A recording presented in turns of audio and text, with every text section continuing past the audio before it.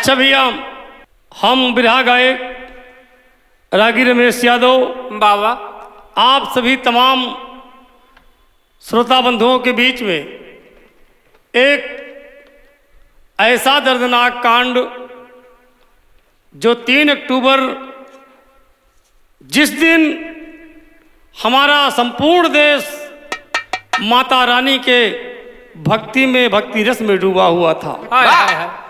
उस दिन एक ऐसी घटना घटी दोस्त कि पूरे प्रदेश को आहा।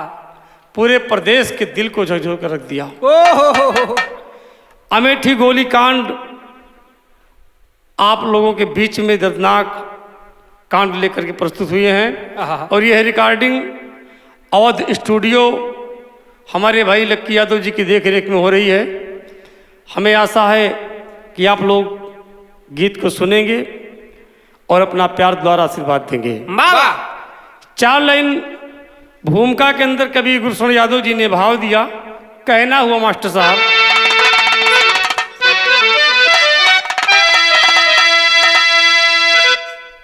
आज मानव का जीवन खिलौना बना,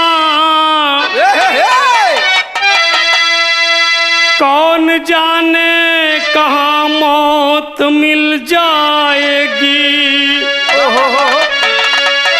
जिंदगी की सुबह मौत की शाम हो, बेखबर सुन खबर अब नील जाएगी। दोष कुदरत का है या लिखा भाग्य का, बसती हंसती ये डाला के दिल जाएगी। गुरु शरण या वरण इश्क नफरत बना,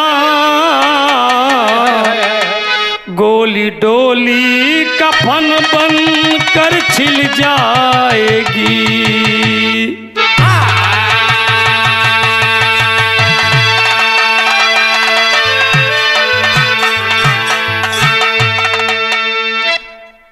दोस्त, माता रानी का पंडाल लगा था। आहा। 3 अक्टूबर की घटना है बा 2024 को। बा पंडाल में भक्ति भजन आरती हो रही थी। उसी वक्त इस घटना को अंजाम दिया गया। बा इस पूरे कांड की सच्चाई क्या है, सुनील कुमार मास्टर जी का पूरा परिचय, उनके खानदान का पूरे परिचय इस विराह के माध्यम से प्रस्तुत बा। बाबा एक घटना कैसे घटी, कव्वाली के अंदर भाव मास्टर साहब।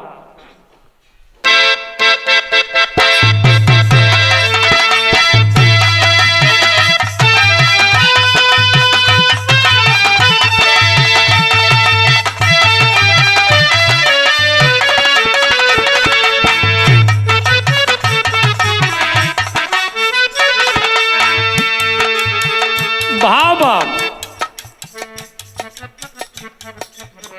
ऐसा पहली बार हुआ है, ऐसा पहली बार हुआ है, ऐसा पहली बार हुआ है, ऐसा पहली बार हुआ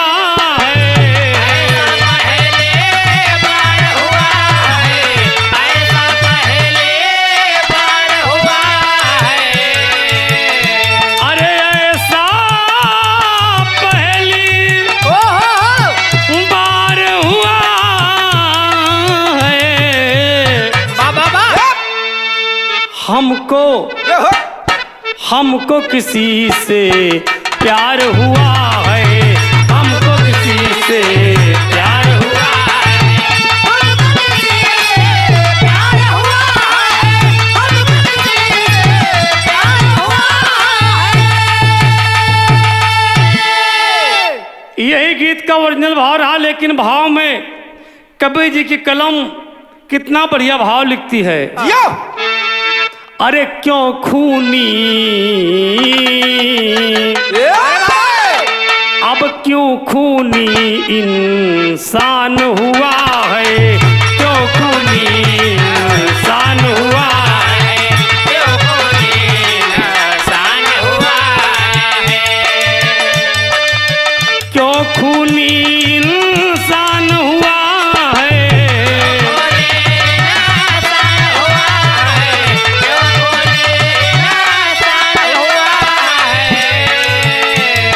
अब क्यों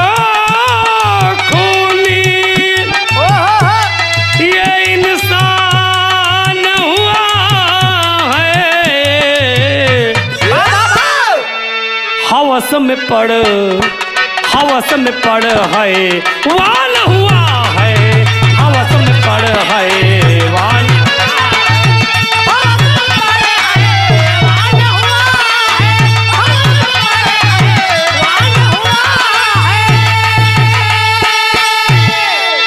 कवि जी ने आज इस पूरे समाज से बाबूजी ये सवाल करते हैं, क्या अंतर में कहना पड़ा मास्टर साहब?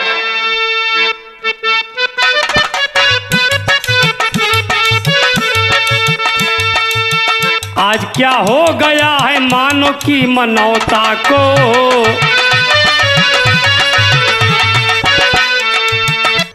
धरा पे सबसे स्वार्थी यही इंसान हुआ,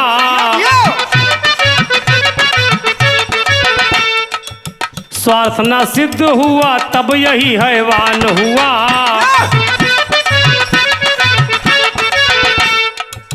इसकी ऐसी खतरनाक एक चिंगारी है, जला के खाक कर देती ऐसी बीमारी है, धरा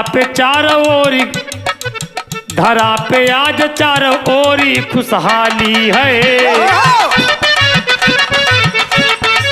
सजा पंडाल आई मैया से रवाली है, तभी धरती पे महाकालपन फैलाया है, द्वार पे आकर के दरवाजा खटखटाया है, खुला दरवाजा शोर मच गया चित्कारों में, धरा भी लाल हुई खून के फव्वारों में, धरा भी लाल हुई खून के फव्वारों में, धरा भी लाल हुई खून के फव्वारों में। इस धरती पर बाबूजी आज मानो इतना स्वार्थी हो गया है, इतना स्वार्थी हो गया है, इतना स्वार्थी हो गया है कि अपने स्वार्थ के लिए वो क्या से क्या नहीं कर डालता है। इंसानियत नाम की, मानव नाम की बाबूजी कोई चीज नहीं रह गई। हमने बताया ना 3 अक्टूबर 2024 को बाबूजी उस दिन नवरात्र की स्थापना थी, हर जगह माई शेरा वाली का पंडाल लगा हुआ था, मूर्ति सजी हुई थी, लोग पूजा पाठ कर रहे थे, आरती कर रहे थे। उसी वक्त इस घटना को अंजाम दिया गया। सुनील कुमार का पूरा परिचय कहानी का सारांश से शुरू होता है मास्टर साहब, सारंग के अंदर भाव दिया गया। बाबा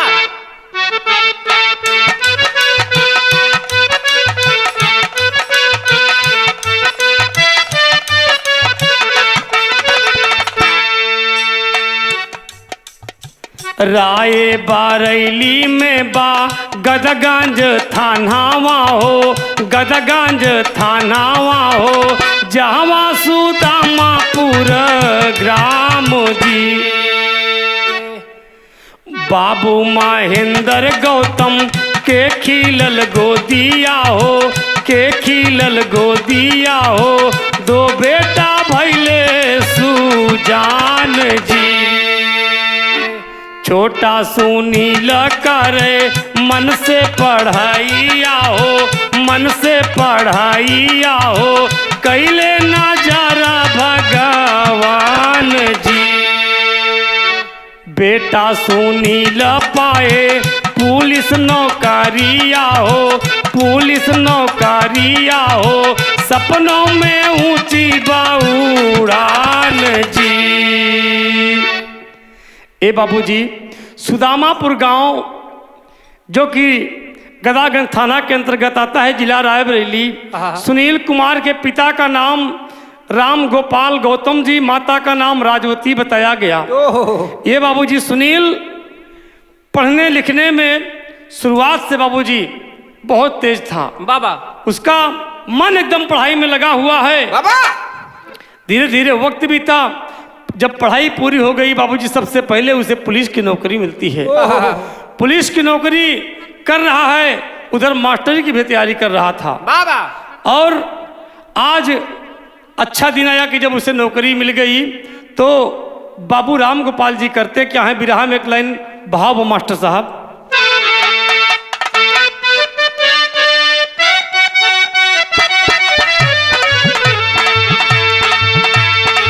देखा ही माई के दिन चलत बा बाबा।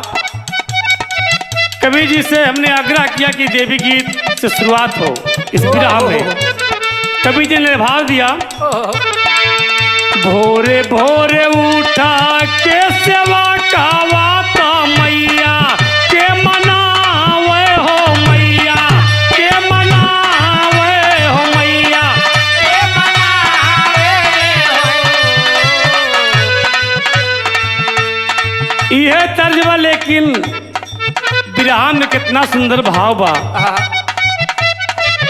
2016 के समैया तो बाजे सहनैया, तो बाजे सहनैया नु हो। 2016 के समैया तो बाजे सहनैया, तो बाजे सहनैया हो। 2016 के समैया तो बाजे सहनैया, तो बाजे सहनैया न हो। तो भैले पूनम संग सुनील के सगैया, बधैया गारे बाजे हो।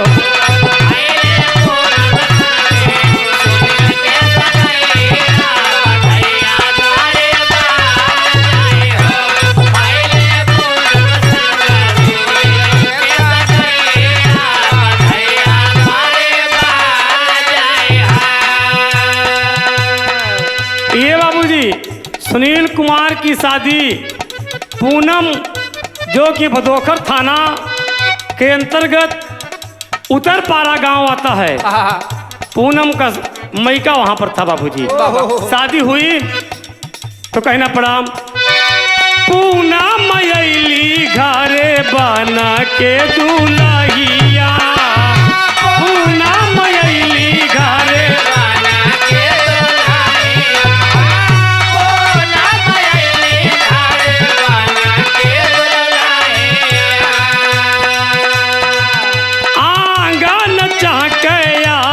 चाहकत बाची रैया, आंगन चाहकया जो चाहकत बाची रैया, आंगन चाहकया जो चाहकत बाची रैया।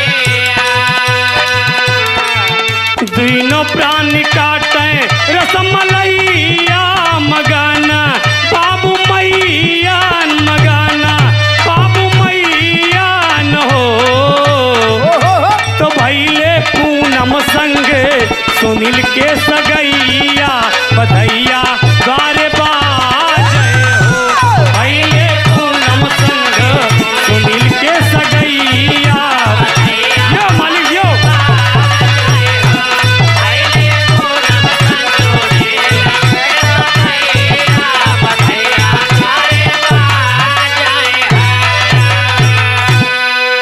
ए भैया सन 2016 को सुनील कुमार की शादी होती है पूनम जी के साथ में। पूनम और सुनील बड़े प्रेम पूर्वक लोग रह रहे हैं।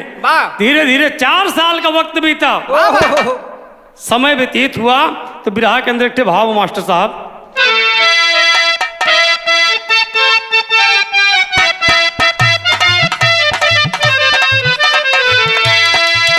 यही तर्जबा, ये हो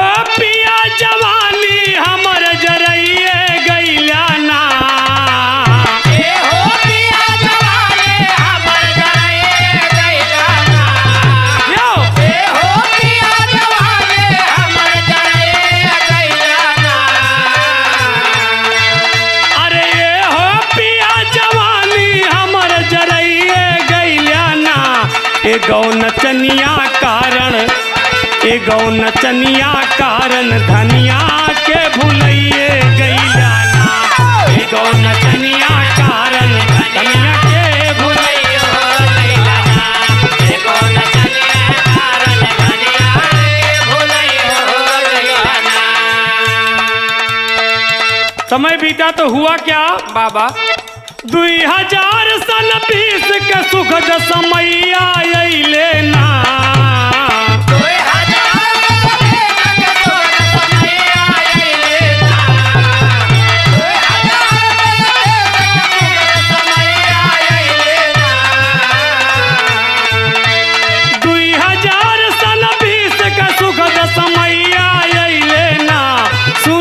मास्टर जी कहलाए सफल पढ़ैया भैले ना।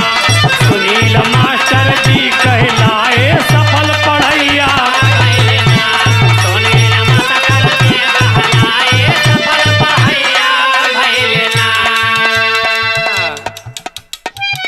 आज बाबूजी 2020 में सुनील जब मास्टरी की नौकरी पा गए, प्राइमरी विद्यालय में मास्टर हो गए बाबा, तो पुलिस की नौकरी को रिजाइन दे दिए। रिजाइन दे दिए बाबूजी। तो कहना हुआ यहाँ पर परिवार पहले बहुत ही गरीबी हालत में था। माई बाबू बहुत गरीब थे, लेकिन बच्चों को पढ़ाए और पढ़ लिख करके पुलिस हुए, पुलिस से फिर मास्टर हो गए। बाबा माई बाबू चूमाई अपने लाल के लिलारावा। माई बाबू चूमाई अपने लाल के लिलारावा। माई बाबू चूमाई अपने लाल के लिलारावा। नाता रिश्तेदार सब करल दुलारावा। नाता रिश्तेदार सब करल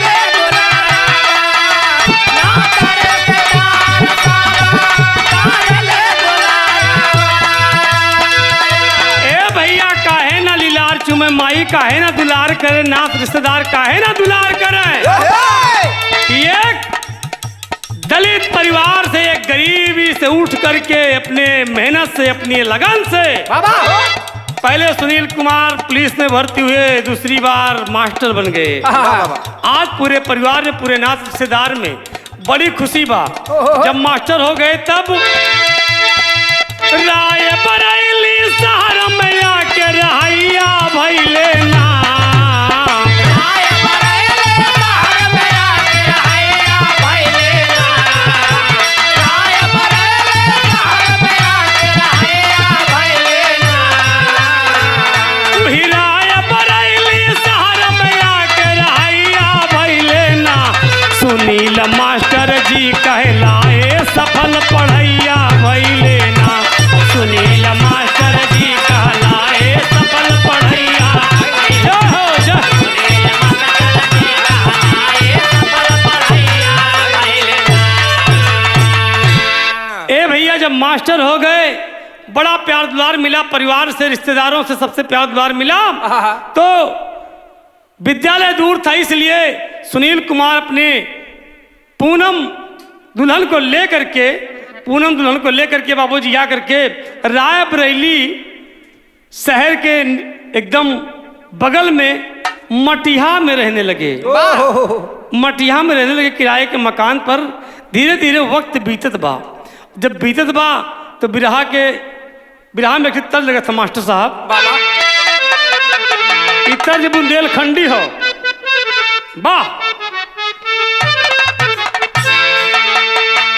वाह परमेंद्र जी।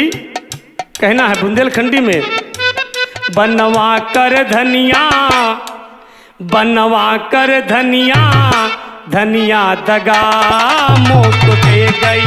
बनवा कर धनिया, धनिया दगा मोक दे गई। बनवा कर धनिया, धनिया दगा मोक दे गई। यह तर्जबा। लेकिन सुदामापुर गांव से सुनील जब मटिहा में आ गए रायबरेली में, तो कहना पड़ा मटिहा में रतिया, मटिया में रतिया दिनवा कटेले तीन प्राणी। मटिया में रतिया दिनवा कटेले तीन। मटिया में रतिया दिनवा कटेले तीन प्राणी। चंदन वर्मा नाम के लड़का बाबा चंदन वर्मा नाम के लड़का चाहे करे नदानी। मटिया में रतिया दिनवा कटेले तीन प्राणी। मटिया में रतिया दिनवा कटेले तीन प्राणी। मटिया में रतिया दिनवा कटेले तीन प्राणी। देखे दोस्त, जैसा कि न्यूज में मिला और अखबार में मिला, अमर उजाला में हमने पढ़ा बा कि जिस मकान में सुनील कुमार रह रहे थे उसी मकान में वो चंदन वर्मा भी रहता था। चंदन वर्मा पूनम इतनी खूबसूरत थी कि चंदन वर्मा उसके एकदम से हाथ पैर धो करके पीछे पड़ा था। वाह तो कहना पड़ा, धीरे धीरे प्रेम बढ़ाए दोनों प्राणी समझ न पाए। धीरे धीरे प्रेम बढ़ाए दोनों प्राणी समझ न पाए। धीरे धीरे प्रेम बढ़ाए दोनों प्राणी समझ न पाए। धीरे धीरे प्रेम बढ़ाए दोनों प्राणी समझ न पाए। धीरे धीरे प्रेम बढ़ाए दोनों प्राणी समझ न पाए। धीरे धीरे प्रेम बढ़ाए दोनों प्राणी समझ न पाए। इसका मुस्क ना छिपे छिपाए। इसका मुस्क ना छिपे छिपाए दुनिया जाए जानी। मटिया में रतिया दिनवा कटेले तीन प्राणी। मटिया में रतिया दिनवा कटेले तीन। मटिया में रतिया दिनवा कटेले तीन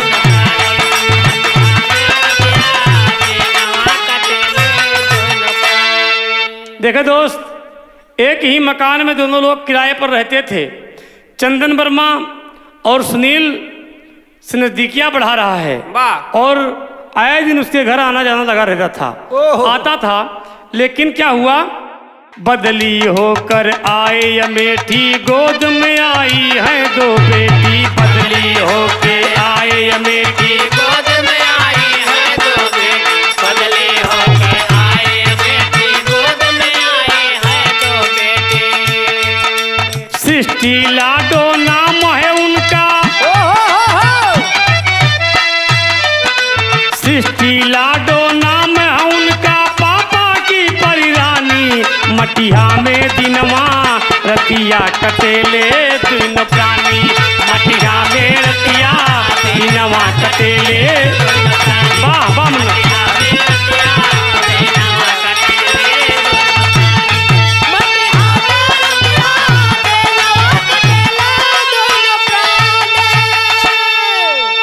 ये बाबूजी, जब सुनील की बदली हो गई, जहां पोस्ट से पहले मटिया से जब बदली हो गई बाबूजी, अमेठी जिला के अंतर्गत अहरोन भवानी में उनकी पोस्टिंग हुई।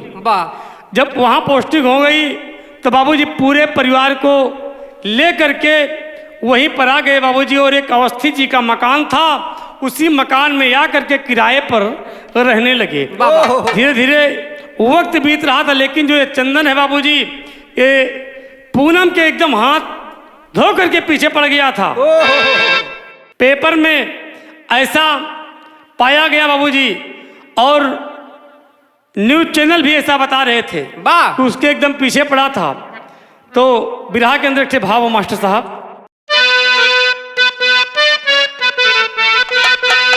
अरे जनक राउर बगिया में, हाँ जनक राउर बगिया में, अरे फरेला अनार हो जनक राउर बगिया में, फरेला अनार हो जनक राउर बगिया में, फरेला अनार हो जनक राउर बगिया में। यह तर्जबा, लेकिन भाव में कवि गुरुशरण यादव जी ने कितना बढ़िया भाव दिया। बाबा जब सुनील कुमार अहरोन भवानी में पोस्ट हो गए, वहाँ अवस्थी जी के मकान में 2 बेटियों के साथ बड़ी बेटी का नाम सृष्टि बताया गया, छोटी बेटी का नाम लाडो बताया गया। परिवार के साथ हंसी खुशी से रह रहे हैं, लेकिन वो चंदन वर्मा बीच बीच यहाँ आया करता था और यहाँ तक पेपर में आया कि जिस विद्यालय में सुनील कुमार जी पढ़ा रहे थे उस विद्यालय में भी कई बार आया था। नज़दीकियाँ बढ़ा रहा था और कुछ पेपर कुछ न्यूज चैनल ये भी बताए कि उसका पहले से प्रेम प्रसंग चल रहा था। हाय हाय लेकिन जो हमें कहानी मिली है हम उसी की सच्चाई बता रहे हैं। वाह तो कई बार सुनील कुमार को ये धमकाता है, वाह तमाम अश्लील वीडियो उसके पास भेजता है। कहता है सुनील तुम पूनम को अपनी जिंदगी से अलग कर दो, हाय हाय वरना हम तुम्हें तुम्हारी जिंदगी से अलग कर देंगे। क्या कहना है? धमकावे लागल पजिया हो, अरे फुनवा मिलाए हो, धमकावे लागल पजिया हो, फुनवा मिलाए धमकावे लागल पापिया, फुनवा मिलाए हो, धमकावे लागल पापिया। फोन किया है अगस्त के महीने में, धमका रहा है। कहे सुनील कहा था कि पूनम से तू, कहा था कि पूनम से तू जाता या लगाए हो, धमकावे लागल पापिया हो, फुनवा मिलाए हो, धमकावे लागल पापिया हो, फुनवा मिलाए हो, धमकावे लागल पापिया, फुनवा मिलाए हो, धमकावे लागल पापिया। धमका रहा है कि सुनील तमाम गंदी गंदी वीडियो भेजता है, वीडियो कॉल की उसके पास स्क्रीनशॉट भेजता है। कहा देख लो सुनील। और यहाँ तक बाबूजी पेपर में मिला कि ये अगर पूनम मैके चली जाती थी उसके मैके भी जाता था, ये अगर अपने ससुराल जाती थी उसके ससुराल भी जाता था, लोगों को दिखाता था फोटो और धमकाता था। लेकिन जब सुनील एक दिन पूनम के साथ में छेड़खानी करता है, बदतमीजी करता है, पूनम विरोध करती है, सुनील से जब बताती है तो सुनील कुछ कहता है तो बाबूजी से भी धमका रहा है कि तुम अपना रास्ता अलग कर लो, पूनम को छोड़ दो वरना तुम्हें मौत के घाट उतार दिया जाएगा। और जब इतनी बात बाबूजी सुनील जी सुने तब दिहले सुनील जाके थाने पे खबरिया हो, पहले सुनील जाके थाने पे खबरिया हो, पहले सुनील जाके थाने पे खबरिया हो। साहब हो चंदन वर्मा करत जबरिया हो, साहब हो चंदन वर्मा करत जबरिया हो, साहब हो चंदन वर्मा करत जबरिया हो। पुलिस समझौता कैले, पुलिस समझौता कैले, थाने पे बुलाए हो, धमकावे लागल पजिया हो, फुनवा मिलाए धमकावे लागल पजिया हो, फुनवा मिलाए हो धमकावे यो।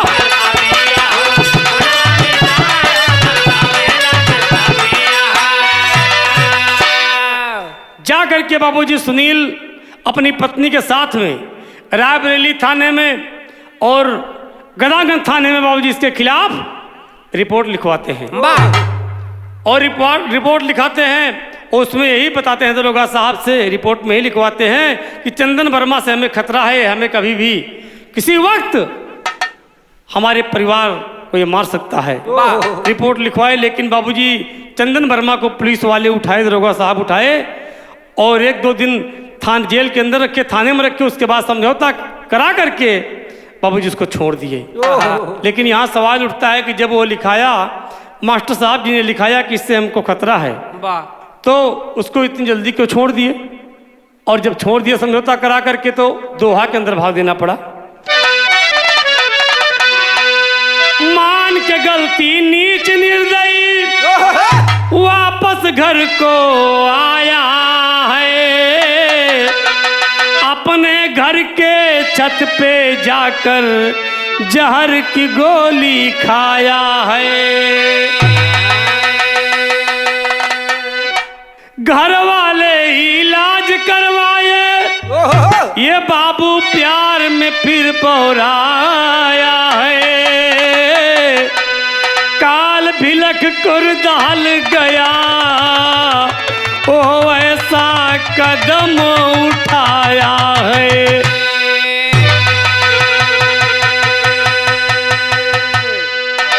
ए बाबूजी, समझौता हो गया। आया घर, छत के ऊपर जाकर के बाबूजी जहर की गोली खाता है।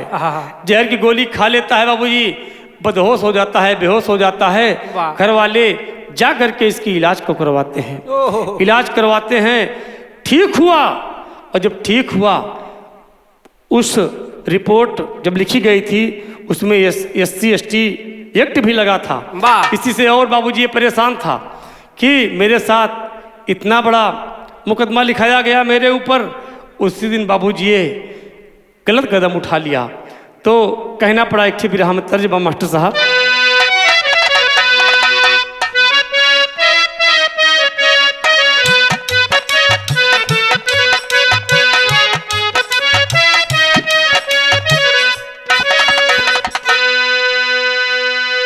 तर्जबा की, अरे माई का है की बेटी नियरे बियाह बई हो, बपई का है कुछ दूर हो।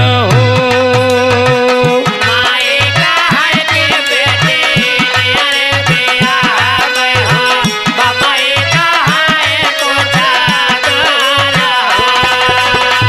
माई का है की बेटी नियरे बियाह बई हो, बपई का है कुछ दूर हो। हमने शुरू में बताया ना कि 3 अक्टूबर जिस दिन दुर्गा माँ की स्थापना हो रही थी, पंडाल सज गया था। तमाम भक्त लोग माँ की जयकारा लगा रहे थे, आरती पूजा कर रहे थे। बाबा उसी दिन की घटना है। 3 अक्टूबर रहले सांझ के समैया हो, 3 अक्टूबर रहले सांझ के समैया हो। गेटवा गईला खटखटाई हो, 3 अक्टूबर रहले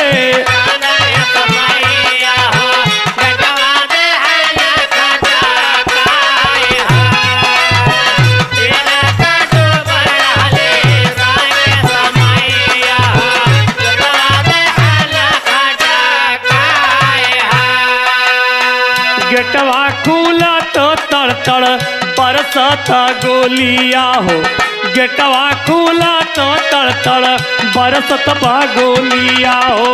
गिरे सुनील लड़कड़ाए हो, गेटवा खुला तो तड़ बरसता गोलिया हो।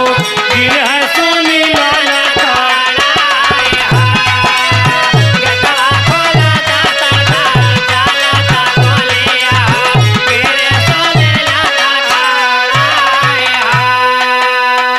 ये बाबूजी, इधर आरती पूजा हो रही थी, उधर इसका कोई दोस्त और भवानी में बाबूजी दुकान खोला था। दुकान खोला था, ये अपनी बुलेट से गया था।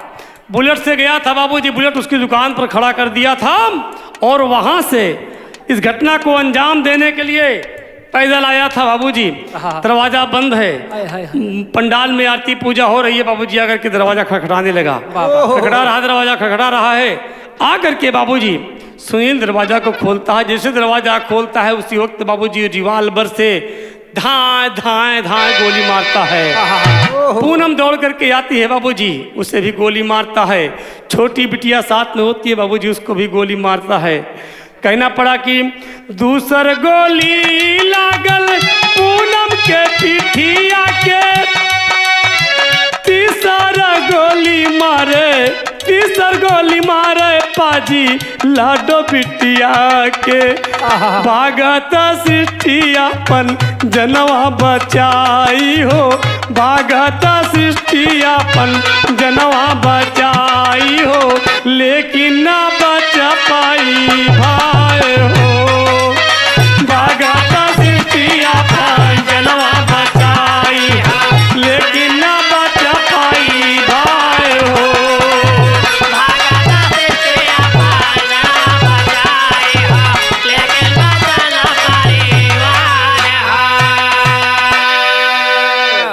बाबूजी दरवाजा जैसे खुला, धां धां गोली मारता है। पूनम सामने आई, सबसे पहले सुनील को मारा, पूनम आई उसको भी मारा। छोट की बिटिया 2 साल की बिटिया जिसका नाम लाडो था उसको भी मार दिया, गिर गई। सृष्टि देखती है कि गोली चला रहा है, भागने का प्रयास करती है, जीने के पास भागने का प्रयास करती है, लेकिन हरामखोर उसको भी मार दिया। 3 लाश एक जगह और सृष्टि की लाश जीने के पास पड़ी थी। बगल में एक यादव जी दुकान खोले थे बाबूजी, आवाज़ सुने, जैसा कि पुलिस वालों को उन्होंने बताया कि मंदिर में हमने सोचा कि लोग पटाखा दगा रहे हैं, आतिशबाजी हो रही है, माँ क्या पूजा हो रहा है, हम समझ नहीं पाए और तुरंत बाबूजी गोली मार करके चंदन वहाँ से बाबूजी भाग जाता है। जब भाग जाता है यादव जी जाते हैं, जब उसके घर में, अवस्थी के घर में देखते हैं तो बाबूजी 4 लाशों को देख करके एकदम घबरा गए, एकदम चिल्ला कर बोले। तमाम लोग आए, बाबूजी देखते हैं, पुलिस के लोगों को खबर मिलती है, 4 लाश जब गिर जाती है बाबूजी अंगनैया में, तो कवि जी टेरी के अंदर बहाव दिए। वाह।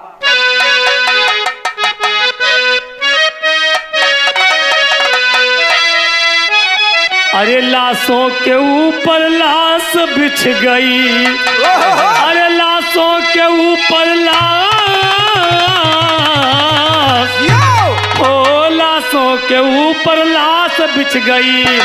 अरे तो अपनी बिकल हुई और शोकित हुआ आकाश, आकाश, आकाश।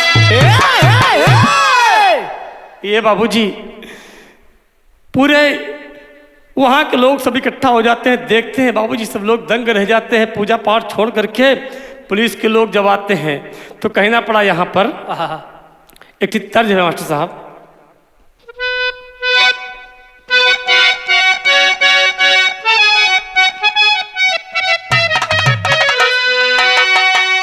अगल बगल के लोग फोन करते हैं सुनील के माँ के पास, इनके बाबूजी के पास, सुदामापुर गांव को। कहना पड़ा पूनवा पे माई के जब मिलल खबरिया हो,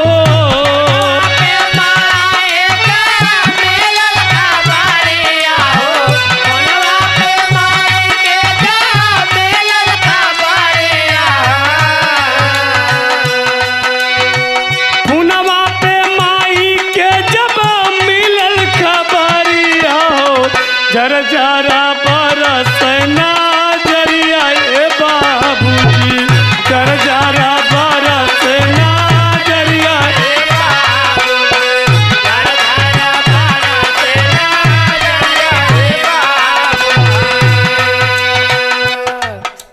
बाबूजी। ये बाबूजी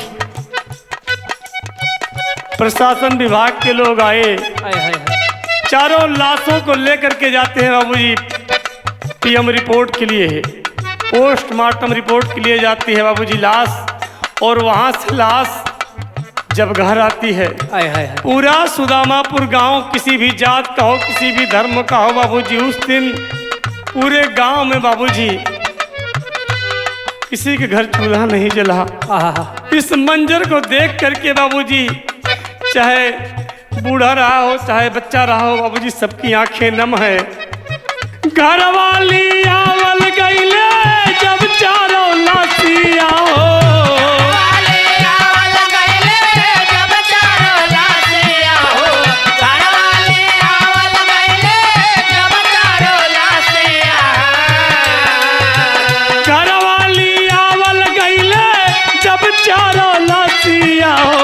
केहू के रोकत नहीं असिया ए बाबूजी, केहू के रोकत नहीं असिया ए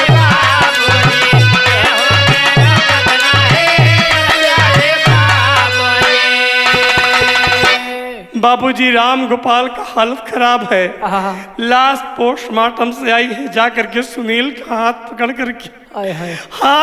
करके रो रहे हैं। कहा बेटा बाबूजी जगावे जे कर टूट गई लड़िया हो,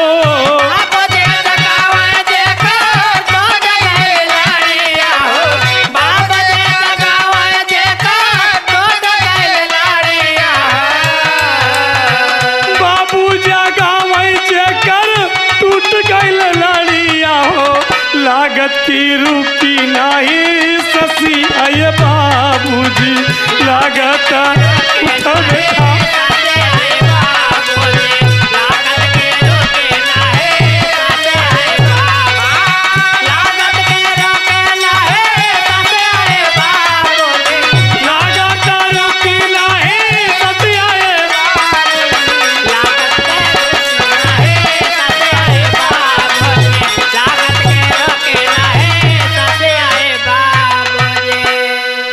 बाबूजी।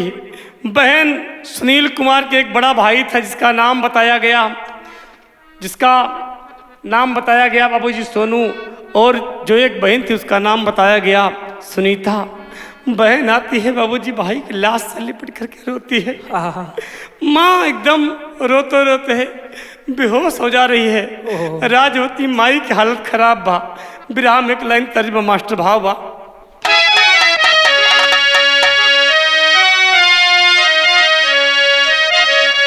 महाराज होती एकदम पागल से हो गई है। क्या करके जो बड़ी नातिन है सृष्टि के पास, कभी सृष्टि को हाथ पकड़ती है, कभी लाडो का मुंह चूमती है, रो रही है। हाँ बेटी, अरे बोला के माई कही के बोला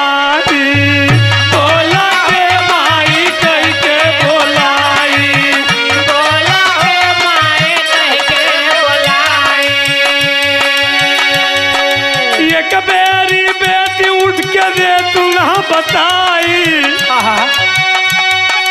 एक बेरी बेटी उठ के दे तू ना बताई, बोला के माई कहीं के बोलाई, बोला के माई कहीं के बोलाई, बोला के माई कहीं के बोलाई। रो रही है। कहा सृष्टि लाडो, बोला बिटिया अब हमका के माई कहे बोला।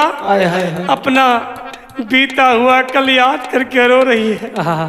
माँ के आंखों से, राजवती की आंखों से आंसू बरस रहे हैं। कह रही है जब जब आयु घर सोवत साथे, जब जब आयु घर सोवत रहू साथे, जब जब आयु घर सोवत साथे।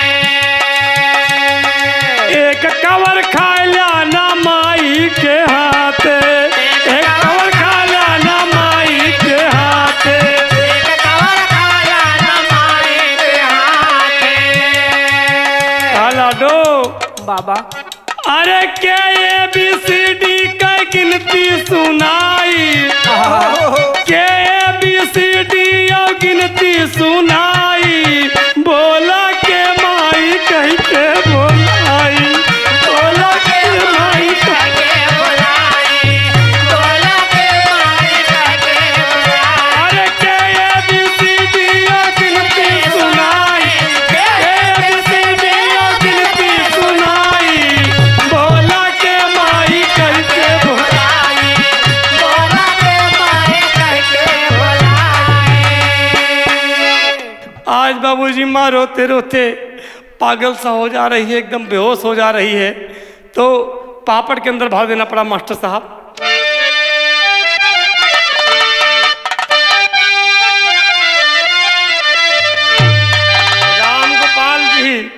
राम गोपाल जी बाबूजी बेटे से लिपट कर कह रहे हैं अरे कहाँ छोड़ के चल गई बिसराई माई बेटा के, अरे कहाँ छोड़ के चल गई बिसराई माई बेटा के, और बोला तोरे बिन कस कटी बुढ़ाई माई बेटा के।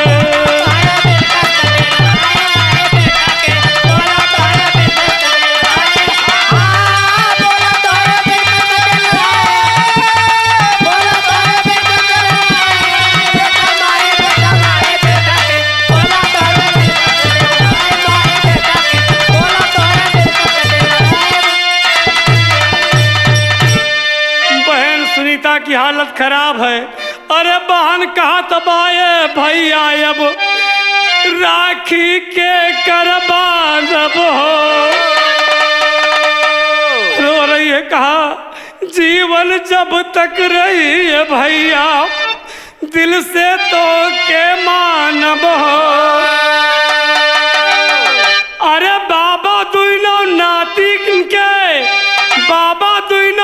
दिन के उठाई बेटा माई के और छाती पीट के रोवे मन बिलखाई दिनों माई के।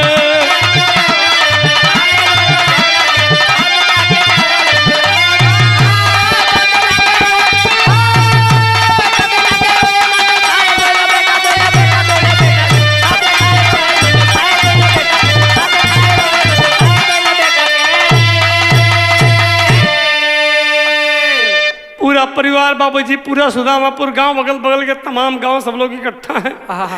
ऐसा कोई लोग नहीं थे जिनके आंखों से आंसू न बरस रहे हो। उस दिन सब लोग खाना पीना सब कुछ भूल गए। पूरा एकदम वो क्षेत्र बाबूजी आंसुओं में तब्दील हो गया। आंसुओं के सैलाब में पूरा क्षेत्र डूब गया। आल्हा के अंदर भाव देना पड़ा मास्टर साहब। अरे चारों ओर घिर गईले, घिर गईले, अरे गम के बदरिया बाबू चरवोरी घिर गईले, गम के बदरिया बाबू चरवोरी घिर गईले, गम के बदरिया बाबू। गौआ नगरिया में मचा का, गौआ नगरिया में मचा एक साथ जब कीले टावर गईले लसिया ये भैया, एक साथ जब कीले टावर गईले लसिया भैया, एक साथ जब कीले टावर गईले लसिया भैया। देख नार नारी सब मुहवा उघार, देख नार नारे सब मुहवा उघार, बार बार मुँह चुमई माई बहुरैया भैया। बार बार मुँह चुमई माय बाबू रहिया भैया, बार बार मुँह चुमई माय बाबू रहिया भैया। बाबू रोवैया पान पीट के कपार, बाबू रोया पाटे के कपार, लसिया लियावल गईले गंगा घाटवा पे ये बाबू। लासिया ले आवल गईले गंगा घाटवा पे बाबू, आगिया लगावल गाइल सरकार, आगे लगावल गाइल सरकार। शासन पर शासन जाबा पवले खबरिया भैया। शासन पर शासन जाबा पवले खबरिया भैया, कैले कड़ाई बाजी भैले गिरफ्तार, कैले कराए बाजे भइले गिरफ्तार। चंदन कबूल कैल जुर्म हम कैले साहब। चांदन कबूल कैले जुर्म हम कैले साहब, हम ही उजाड़ा पूनम के संसार, हम है उजारा पूनम के संसार। योगी जी मदाता का ये ऐलान करवाए बाबू।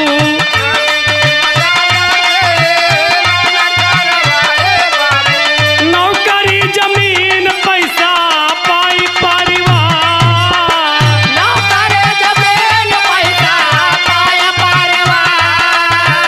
अब कब मिली बेटा देख के सूरतिया ये बेटा। बनाए मेरे बेटा देख के मेरे बेटा, पूछत बमाई के यसुआ के धार, ओ छत बमाए के आंसुआ के धार।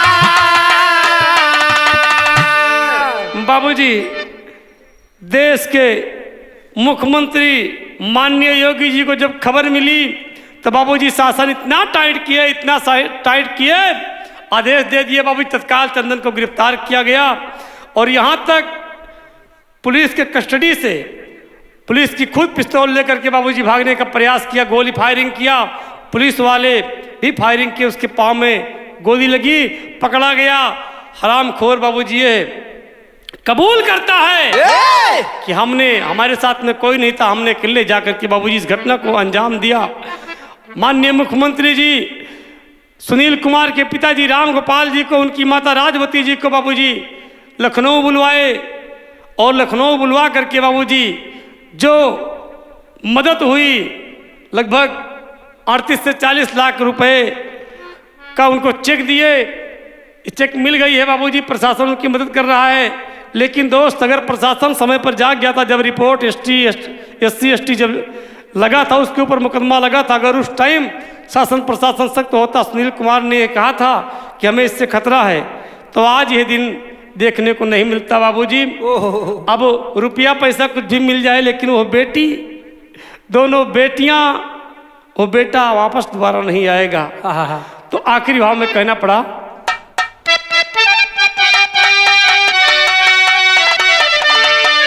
अरे ऐसी घटना फिर ना ऐसा सुधार करिहा, ऐसी घटना फिर ना हो ऐसा सुधार करिहा, के बदोसी अपने माना में विचार करिहा।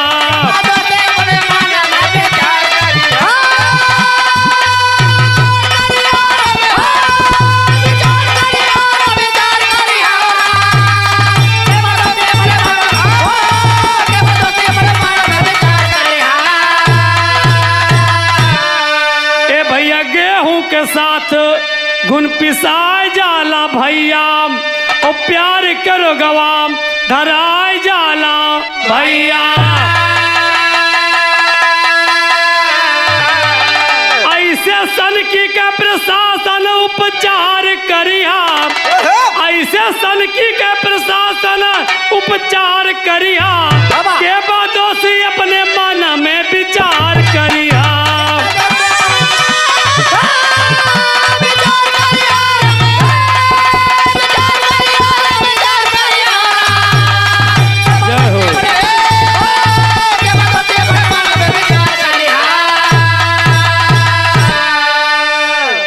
तो बाबूजी इस जगह पर यह कांड समाप्त हुआ और कहना है बाबूजी कि आज सुरक्षा, आज यहाँ पर इस प्रदेश में, देश में बाबूजी आए दिन ऐसे ऐसे घटना को लोग अंजाम दे रहे हैं और शासन प्रशासन इतना सख्त हो कि दोबारा ऐसी घटना इस समाज में फिर ना हो।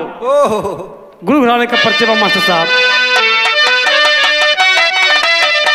साधु बदलता जगजीवन माया राम बलिहारी, सूरज पाल गुरु जगन्नाथ अरसी जय बिरहा कह क्यारी हो।